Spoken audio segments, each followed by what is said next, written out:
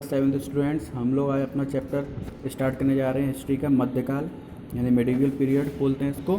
चलो इसमें पढ़ते हैं क्या क्या है। पुरातन और वर्तमान काल के मध्य का समय मध्यकाल कहलाता है, यानी कि बहुत पुराने समय को और अभी का जो समय चल रहा है इसके बीच की ड्यूरेशन को क्या कहा जाता है, मध्यकाल कहा जाता है। मध्यकाल मुख्यतः हिंदी के बीच शब्द को दर्शाता है, यानी बीच का काल। मध्यकाल का विस्तार 8वीं से 18वीं शताब्दी तक है, यानी इस ड्यूरेशन का 8वीं शताब्दी से 18वीं शताब्दी। अभी कौन सी चल रही है? अभी चल रही है 2020 चल रही है ना, ऐसे ही 21वीं शताब्दी चल रही है। ऐसे ही ये कहाँ से 8वीं शताब्दी से 18वीं शताब्दी तक माना जाता है। इस काल में भारत में कई आर्थिक और सामाजिक राजनीतिक धार्मिक और सांस्कृतिक परिवर्तन हुए थे। इस काल में बड़े यानी कि सबसे ज़्यादा चेंजेस हुए इसी ड्यूरेशन में हुए थे। 8 से 18वीं शताब्दी के बीच में सबसे ज़्यादा चेंजेस हुए थे भारत में। इस काल में बड़े पैमाने पर निर्माण काल हुआ, किले वगैरह बने। ठीक है, इस पुस्तक में मध्यकाल का भारत विश्व के विषय में अध्ययन करें। हम पूरे इस वाले चैप्टर में हम किस बारे में अध्ययन करेंगे?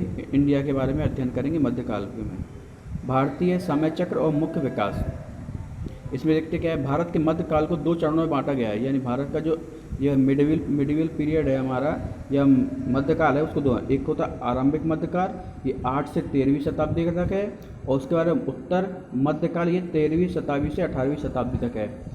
आरंभिक मध्यकाल इतिहास में पाल, प्रतिहार, राष्ट्रकूट, चोल और राजपूत शासकों का दबदबा था, यानी कि इस समय क्या था, इस समय कोई भी विदेशी शासक का आक्रमण नहीं हुआ था। आपस में लोग मतलब जो राजा थे, ये लोग राजाओं का सबसे ज़्यादा बोलबाला था। उत्तर मध्य में तुर्क, अफगान, मुगल और कई छोटे प्रांतीय शासकों का हुआ इसी ड्यूरेशन में, यानी कि जो उत्तर मध्यकाल था, जो हमारा 13 से 18 के बीच का समय था, इस समय विदेशी आक्रमणों का आक्रमण हुआ।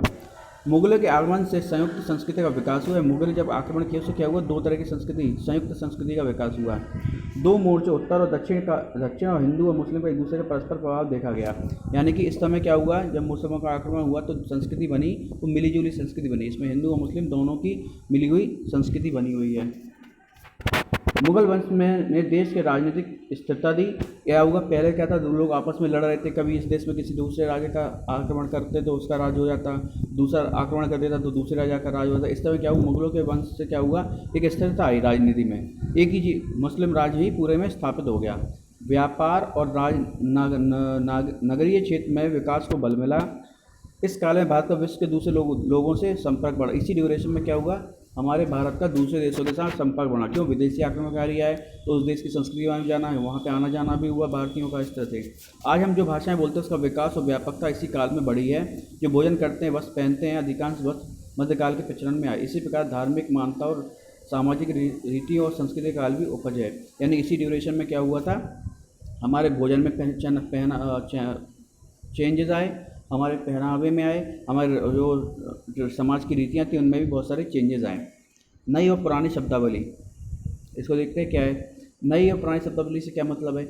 ऐतिहासिक अभिलेख कई तरह की भाषाओं में मिलते हैं, ये भाषाएं भी समय के साथ साथ बहुत बदली हैं। उदाहरण के लिए मध्य युग की फारसी आधुनिक फारसी भाषा से भिन्न है, यानी कि सब क्या हुआ, पुराने टाइम की जो चीज़ें थी उसमें और अब में बहुत अंतर है। हमारी भाषा में भी बहुत परिवर्तन हुए हैं। पहले के टाइम पे जो भाषा थी हिंदी, विशुद्ध हिंदी भाषा थी, लेकिन अब जो है वो अलग अलग भाषाओं के मेल से बनी हुई भाषा है हमारी। ऐसे ही पुरानी फारसी भाषा आज की फारसी भाषा से बहुत अलग है।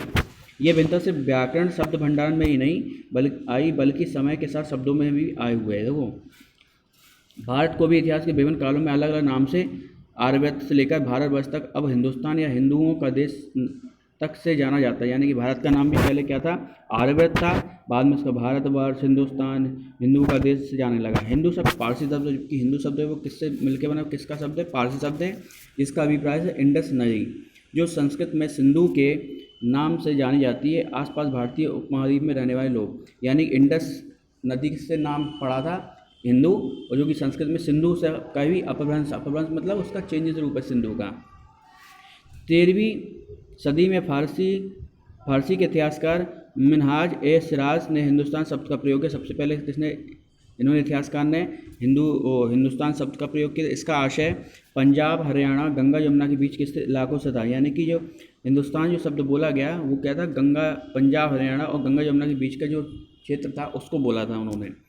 इस शब्द का राजनीतिक अर्थ उन इलाकों के लिए इस्तेमाल किया जो दिल्ली के सुल्तान के अधिकार क्षेत्र में आते थे। इसके विपरीत 16वीं शताब्दी के आरंभ में बाबर ने हिंदुस्तान शब्द का प्रयोग किया था। किसने किया था? बाबर ने हिंदुस्तान शब्द का प्रयोग किया था। इस महाद्वीप में भूगोल, पशु पक्षियों, यहाँ तक कि निवासियों की संस्कृति का वर्णन करने के लिए ये किया। यानी कि जो हमारे आक्रमणकारी थे या इतिहासकार थे, उन्होंने पूरी इसी वर्ड से ही पूरी हिंदुस्तान के बारे में बताया।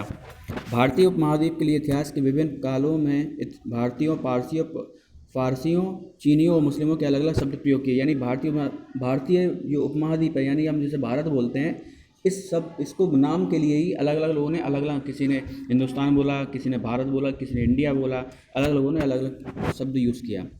अब है मध्यकाल के स्रोत।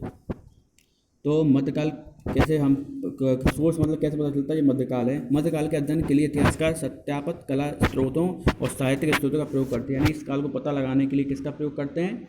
स्थापत्य कला, ठीक है, यानी कि जो आर्कियोलॉजिकल जो चीज़ें मिलती हैं, जो खुदाई मिलती हैं उनसे, और साहित्य में जो लेखा जोखा मिला है उनसे। स्थापत्य कला में सिक्के, शिलालेख, स्मारक, चित्रकला सम्मिलित हैं, और साहित्यिक स्रोत में अभिलेख, पांडुलिपि, जीवनी और अन्य कार्य सम्मिलित हैं। इनसे हम लोग क्या बनाते हैं? इतिहास बनाते हैं कि उस समय कैसे लोग रहे होंगे और कैसे क्या होता होगा।